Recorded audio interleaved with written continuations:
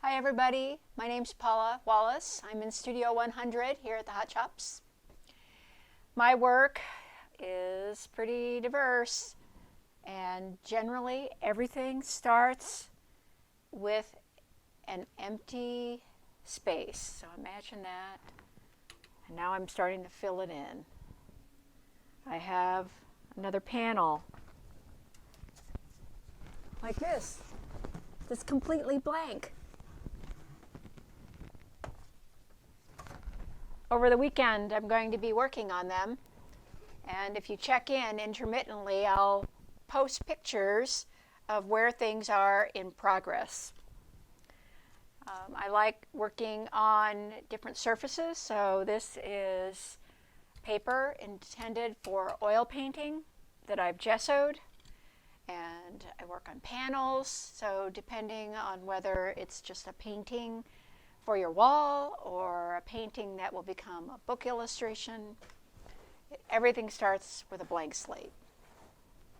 I'll show you a little bit what I'm doing with this fellow. Early in quarantine, I came up with a character. I called it the Old One, and he's trying to figure out the answer to the question, why? And I haven't worked on him now for a little while, so I thought I would bring him back for open house, for a virtual open house. Maybe as you watch this, you can help me come up with a real name for him besides Old One. But he is searching. And you can see how I use the background, even though it's just plain, I use it to define my lines. So it gives it kind of a woodblock effect. And if I don't like it, I take my trusty Q-tip or a rag and I wipe it off. So that's one way I work. I don't always have a reference for some of my other paintings, like landscape paintings, or portraits or other things. I might start with photographs that I've taken or collected over the years of places I love, people I love, and I use them as models. And a lot of the artists here in the building will refer to references, whether it's for sculpture or painting, whatever it is that they're working on.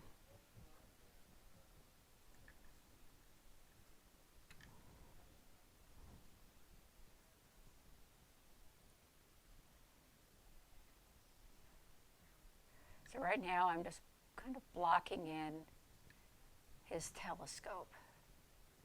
And it's going to be a very long one.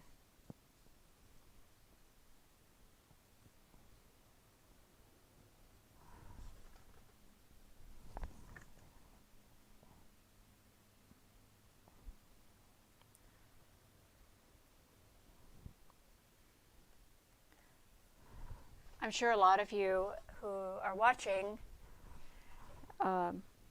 you might want to know some interesting tidbit about how I paint or what I am inspired by or what I listen to.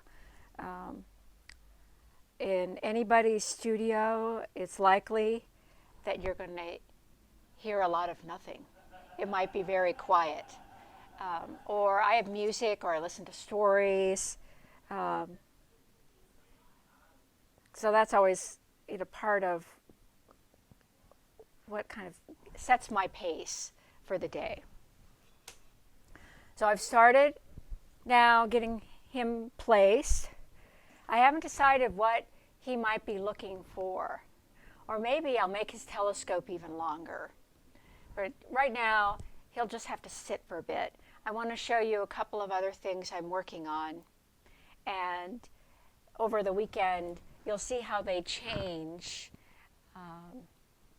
A lot of paintings I'll sit with for a while and reach a point where I have to stop because I've worked on them too long and I just don't want to work on them anymore. So they have to wait. So as I told you earlier, all of my panels I prep and they're blank when I start with them.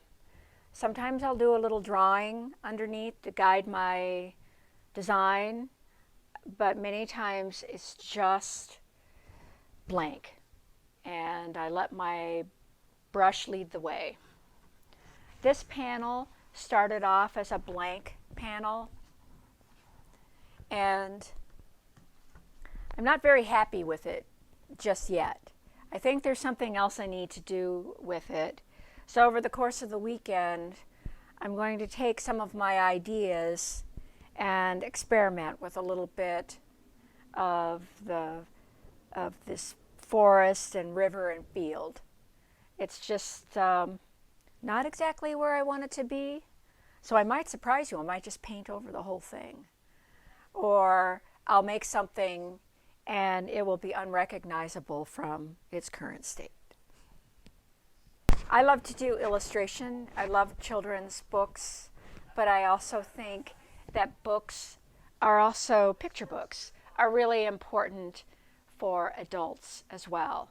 And many of my stories, like Choose Your Days,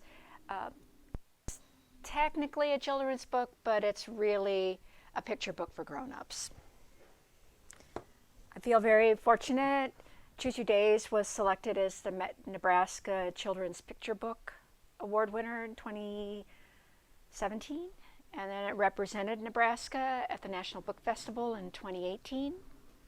I have several things that I've worked on. I like doing illustrations for other authors, as well as my own. In my studio, I have cards that are blank inside, but they're all illustrations or paintings that I've done. So there's some favorites that people have. There's some of my favorites, but they change depending on what I've been working on. In the autumn, I love pumpkins and squash, mostly for their shape as well as how they taste. And I found this fabulous turban squash at a little market. And I decided that before this turban squash got cut up and roasted, it needed to become something. And it looks like he should be dancing to the music of Peer Gynt or Night on Bald Mountain.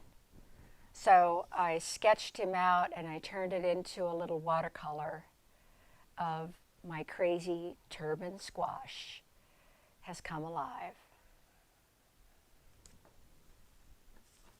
But that's the fun thing about being an artist and being in a building with people who have wonderful senses of humor and an imagination they're not afraid to use. I hope you'll join us online, in person. We're always open and we'd love to see your face. Well, most of your face. Your face will probably be behind a mask. But we'd love to have you join us.